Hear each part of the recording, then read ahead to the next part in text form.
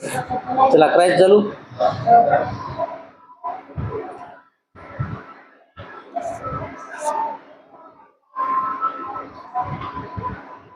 कालच्या भागामध्ये आपण सारीपुत्त, मोगलान, संजय अशा प्रकारचे जे काही कश्यप हे आणि म्हणजे त्यांच्याकडे काही बऱ्याच प्रकारचे अनुयायी होते. 200-300 ज्याच्याकडे 500 असे अनुयायी होते. तर ते अनुयायासोबत बुद्धाच्या शरण आले आणि बुद्धाचे अनुयायी बनले. तर आज याच्यासमोर राजा बिंबिसार जो होता तर त्यांची धम्मदीक्षा आज आपल्याला बघायचं आहे. राजगृह ही मगध राज श्रेणी बिंबिसारची राजधानी होय. एक मगध इथली एक राजधानी होती आणि त्यातला राजा जे होता तर बिंबिसार होता आणि त्या बिंबिसारची जे राजधानीचे नाव होतं ते होतं राजगृह. एवढ्या मोठ्या संख्येने जटिलाचे दीक्षांतर झाल्याचे ऐकून शहरातील प्रत्येकजण भगवान बुद्धाविषयी चर्चा करू लागला. आता आपण जे कालच्या भागामध्ये बघितलं होतं की अनेक प्रकारचे जे जटिल होते तर ते कमीत कमी 1000 जटिल जे अनुयायी होते तर त्यांनी बुद्धाचे अनुयायी झाले. तर हे ऐकून शहरातील प्रत्येकजण भगवान बुद्धाविषयी चर्चा करू लागले की प्रत्येकजण जे प्रजेवर्जा घेतलेले असतील, ज्याने संन्यास घेतलेला आहे तर ते प्रत्येकजण बुद्धाच्या शरण जाऊ लागले. हे सर्वीकडे चर्चा, गावोगाव चर्चा सुरू झाली. अशा प्रकारे राजा बिंबिसारला भगवान बुद्ध शहरात आल्याचे कळले आणि त्यानंतर त्यावेळेस भगवान बुद्ध हे जेव्हा बिंबिसारला गेले होते तर आपलं त्या राजगृहाला गेले होते तर त्यावेळेस बिंबिसारला असं कळालं की बुद्ध हे इथं आलेले आहेत. त्यानंतर राजा बिंबिसारने मनात विचार केला, अत्यंत सनातनी आणि दुराग्रही अशा जटिलांना दीक्षांतर कराव्यास लावणे ही साधी गोष्ट नव्हे. तेव्हा बिंबिसारने विचार केला की हे जे म्हणजे एकदम सनातनी, समजा एक वेगळ्या प्रकारचा भरोसा निर्माण करणारे आणि तशा प्रकारचे जे काही जटिल होते तर या जटिलांना ज्या व्यक्तीमुळं दीक्षांतर केलं समजा तर तो व्यक्ती कसा असेल, तो बुद्ध कसा असेल, हे प्रश्न बिंबिसारला त्या ठिकाणी पडला. निश्चित तो अरहंत आणि सम्यक संबुद्ध असला पाहिजे. तो विद्वान, सद्वर्तनी, जगाचे संपूर्ण ज्ञान झालेला, यांत्रिक लोकांना मार्गदर्शन करणारा, सर्वश्रेष्ठ पुरुष आणि देव व मानव यांचा गुरु असला पाहिजे. ते सत्य त्याला स्वतःला समजले आहे अशा सत्याचा उपदेश तो करीत असला पाहिजे. तर तेव्हा बिंबिसारला असं वाटलं की जेव्हा जटिल सारखे माणसं किंवा जटिल सारखे जे काही परिवारजक संन्यासी जे काही होते तर ते जर गौतम बुद्धाला समजा शरण जात असतील तर त्या अर्थी गौतम बुद्ध हा कोणी साधा नाही आहे. त्यांनी ज्ञान प्राप्ती केलेली असावी आणि खूप मोठा असावा, त्यांच्याकडे सर्व काही ज्ञान असेल आणि तो जगाचा उद्धार करता असावा, ज्याच्यामुळं ज्याचं विपश्यना ऐकल्याच्या नंतर जे धर्मोपदेश ऐकल्याच्या नंतर पूर्ण जगाचं कल्याण होईल असंच कोणीतरी असावा, असा त्या ठिकाणी भगवान बुद्ध विचार करत होते. ज्याचा आदी, मध्य आणि अंत कल्याणकारक आहे, ज्याचा आशय आणि शब्द हे दोन्ही अत्यंत सुंदर आहेत, असा धम्म तो शिकवित असला पाहिजे. संपूर्ण निर्दोष, शुद्ध आणि पवित्र जीवनाचा तो प्रसार करीत असला पाहिजे. त्यांच्यासारख्या माणसाचे दर्शन घेणे योग्य होय. तर त्यानंतर बिंबिसारनं काय विचार केला की हा जो बुद्ध आहे तर या बुद्धाचा सुरुवातीचा जे काही मार्ग असेल ते कल्याणकारक असेल, त्यानंतर त्यांचा जो मधला बी काही मार्ग आहे तर तो सुद्धा कल्याणकारक असेल आणि त्यांचा जे शेवटचा जो मार्ग असेल तो मार्ग सुद्धा त्यांचा कल्याणकारक असेल.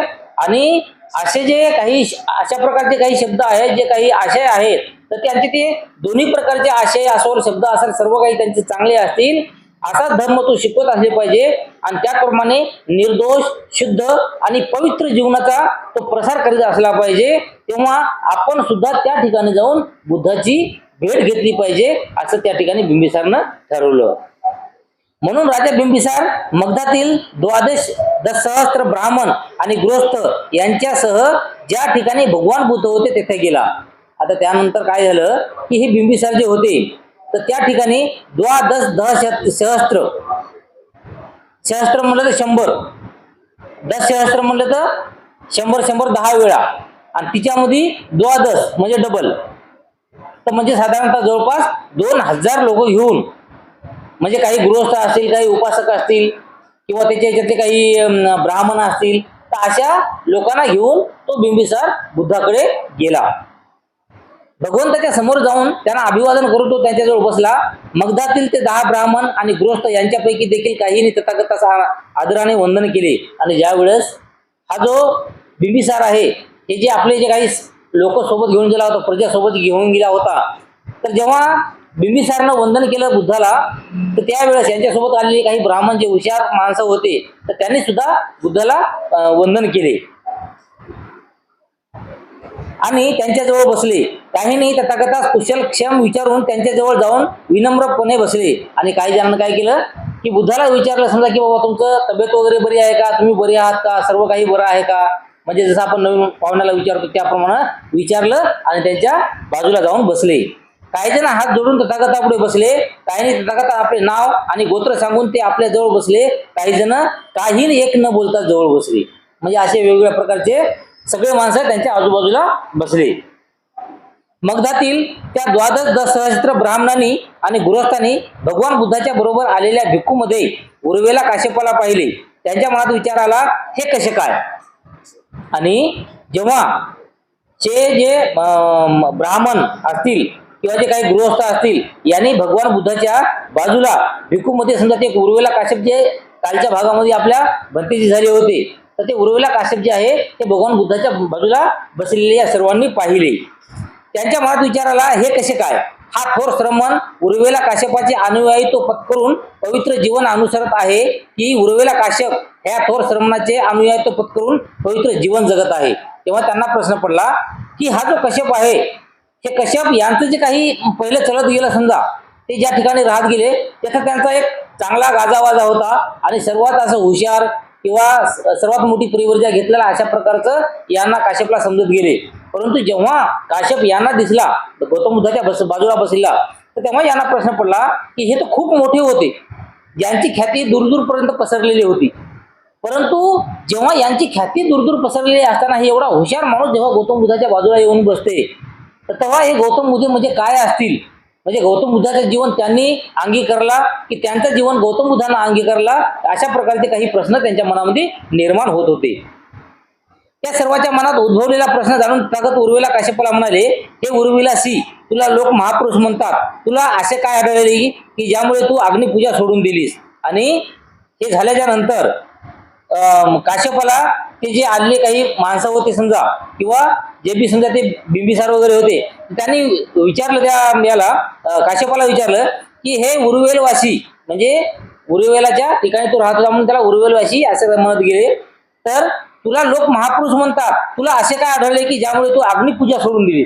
म्हणजे त्यांचं जे यज्ञ होता, त्यांची जी पूजा होती, तर त्यांची म्हणजे जे तपश्चर्या होती, तर तपश्चर्या त्यांनी कशी करत गेले, अग्निकुंड करून समजा, म्हणजे अग्नी पेटवायचा आणि त्याच्या बाजूला बसायचं, मंत्र फिंत्र काय करायचं ते करायचं. तर अशा प्रकारचं म्हणजे त्याचा गाढ असा अभ्यास त्याच्यावर होता. परंतु यांनी विचारलं की तुमचं जे अग्निकुंड आहे हे तुम्ही सोडून कसा काय दिलास आणि इकडं कसे काय आलेस, अग्निहोत्राचा त्याग केलास, हे कसे काय घडले. म्हणजे तुम्ही जे अग्निकुंड जे काही करता, तर त्यांचा तुम्ही त्याग केला, तर हे कसं काय तुमच्या जीवनामध्ये घडलं, असं त्या ठिकाणी त्या काश्यपाला विचारले जाते. काश्यपाने उत्तर दिले, रूप, शब्द आणि रस याने युक्त असे पदार्थ आणि वासनाधीन स्त्रिया या वस्तूची यज्ञयागापासून प्राप्ती होऊ शकते. आता त्यावर काश्यप काय म्हणते की जो रूपाबद्दल काही विचार करतो किंवा काही शब्दाबद्दल किंवा काही आपलं जे काही रस असते आपला कोणत्या तरी गोष्टीमध्ये, तर त्याच्याबद्दलच जो फक्त काही विचार करू शकतो, म्हणजे त्यांचा तेवढा प्रकारचा विचार असेल, तर फक्त असेच विचार करणारे जे माणसं आहेत, तर त्याच माणसाचं फक्त यज्ञकुंडाजवळ आल्याच्या नंतर भलं होते, बाकी कोणाचंही भलं होत नाही, असं त्या ठिकाणी ते कश्यप म्हणते. या वस्तूची यज्ञयागापासून प्राप्ती होऊ शकते. या वस्तू अशुद्ध आहेत हे मला समजल्यामुळेच मला यज्ञयाग आणि आहुती यात गोडी वाटली नाही. आणि त्यानंतर ते काय कश्यप काय म्हणते की हे जे काही अशुद्धपणाचे काही जे गोष्टी आहेत यज्ञ करण्याच्या, तर हे त्याच्यामुळेच मला हे आवडलं नाही आणि त्याच्यामुळे मी ते यज्ञ काय करायचं असते तर ते मी हे सोडून दिलं, असं त्या ठिकाणी म्हणले जाते. पण तुमची हरकत नसेल तर हा विचार तुमच्या मनामध्ये कशामुळे आला ते सांगा. तेव्हा नंतर त्याने परत काश्यपाला विचारलं की हे यज्ञयाग जे तुम्ही करत गेले ते हे तुम्ही सोडून दिलं, त्यांचा तुम्ही त्याग केला, तर हे त्याग करण्याचा जे काही विचार तुमच्या मनामध्ये आला तर ते कसा काय आला, कोणामुळे आला, असे त्यांना विचारले जाते. नंतर उर्वेला काश्यप आपल्या आसनावरून उठला आपले उत्तरीय वस्त्र त्याने एका खांद्यावर नीट ठेवले, भगवंताच्या चरणी नतमस्तक होऊन त्याने साष्टांग प्रणिपात केला आणि भगवंताला तो म्हणाला, तथागत माझे गुरु आहेत, मी त्यांच्या शिष्य आहे. तेव्हा मगधातील त्या ब्राह्मणांना आणि गृहस्थांना समजले की उर्वेला कश्यप हा या महाश्रमणाचे अनुयायी पत्करून पवित्र जीवन अनुसरत आहेत. आणि जेव्हा त्यांना प्रश्न विचारले होते, तर प्रश्न विचारल्याच्या नंतर काश्यप उठून उभा टाकला. आपले जे काही उत्तरीय वस्त्र म्हणजे वेगळं एक चिवर सोबत जे असते ते चिवर आपल्या हातामध्ये घेतलं आणि जे आपल्या जे खांद्यावरून जे खाली लढकत असते समजाचे वस्त्र, तर ते वस्त्र आपल्या हातामध्ये घेतलं आणि उठून उभं राहिले. बाजूला जे बुद्ध बसलेले होते ते त्या बुद्धाला त्यांनी वंदन केलं आणि वंदन केल्याच्या नंतर म्हणाले की हे जे बुद्ध आहेत आणि हेच माझे गुरु आहेत आणि यांच्यामुळेच मी जे काही माझी तपश्चर्या होती, माझं जे काही यज्ञ करायचं असेल तर हे सर्व काही मी सोडून दिलेलं आहे आणि या महाश्रमाचे अनुयायित्व पत्करून मी पवित्र जीवन अनुसरत आहे. म्हणजे हे जो काही बुद्ध आहे या बुद्धाचं काही जे धर्मोपदेश मी अनुसरतो आहे, त्यांची जी शिकवण काही आहे ती मी अनुसरतो आहे आणि मी माझं जीवन हे पवित्र असं जगत आहे. नंतर त्या द्वादश सहस्त्र ब्राह्मणाच्या आणि गृहस्थाच्या मनात उद्भवलेला प्रश्न ओळखून भगवान बुद्धाने त्यांना आपल्या धम्माचा उपदेश दिला. आता त्यानंतर यांना जे पहिले म्हणजे प्रत्येक अलग अलग प्रकारचे जे प्रश्न पडत होते तर हे भगवान बुद्धानं ओळखलं. मग भगवान बुद्धानं काय केलं की हे जे सर्व सैनिक जे ब्राह्मण आले होते आणि सोबत बिंबिसार, तर या सर्वांना आपला धर्माचा धर्मोपदेश दिला. एकही काळा डाग न पडलेल्या स्वच्छ वस्त्राला ज्याप्रमाणे रंग उत्तम चढतो, त्याप्रमाणे बिंबिसार ज्याचा अधिपती आहे अशा त्या मगधवासी हजारो ब्राह्मण गृहस्थांनी त्या शुद्ध आणि निष्कलंक धम्माचा रंग धारण केला. 1000 लोकांनी तर आपले बुद्धाचे उपासक झाल्याची घोषणा केली. आणि त्यावेळेस जेव्हा भगवान बुद्धाचा जो धर्म उपदेश आहे तर हे सर्व या लोकांनी ऐकला, बिंबिसारने ऐकला आणि ऐकल्याच्या नंतर जसं समजा एखादं पांढऱ्या कलरचा समजा एखादा कपडा आहे, तर त्या पांढऱ्या कलरचा समजा कपड्याला एखादा दुसरा कलर जर लावला तर सगळीकडे बरोबर आणि चांगल्या पद्धतीने लागते. म्हणजे जसा एखादा दुसऱ्या कलरचा जर कपडा असेल तर त्याला तेच कलर मारावा लागतो, दुसरा कलर चढत नाही. परंतु पांढऱ्या कपड्याला जे म्हणलं ते कलर चढते. तर त्याचप्रमाणे हे जे बिंबिसार असेल किंवा बिंबिसारचे जे काही सैनिक असेल हे सुद्धा त्या पांढऱ्या कपड्यासारखाच आहे आणि त्यामुळं त्यांना दिलेला जो भगवान बुद्धाच्या धम्माचा जो रंग आहे तो रंग त्यांना पांढऱ्या म्हणजे ते पांढरा असल्या कारणाने त्यांना लवकर चढला गेला. आणि त्याच्यातले 1000 लोकांनी तेव्हाच्या तेव्हा सांगितलं की मी बुद्धाचे अनुयायी होण्यास तयार आहे, त्यामुळे मी आजपासून बुद्धाची अनुयायी झालो असं त्यांनी त्या ठिकाणी घोषणा केली. हे दृश्य पाहून धम्म समजल्यावर व त्यांचे आकलन झाल्यावर, अनिश्चितता नष्ट झाल्यावर, सर्व शंकाचे निरसन झाल्यावर आणि पूर्ण ज्ञान प्राप्त झाल्यावर मगधराज श्रीने बिंबिसार भगवंताला म्हणाला, भगवान, पूर्वी मी राजपुत्र असताना माझ्या ज्या 5 इच्छा होत्या त्या आता पूर्ण झाल्या आहेत. आणि हे जे काही कमीत कमी 1000 लोक जेव्हा अनुयायी झाले आणि बुद्धाचा जो धर्म उपदेश ऐकला बिंबिसारनं, तर त्यावेळेस बिंबिसारच्या मनामध्ये प्रश्न निर्माण झाला.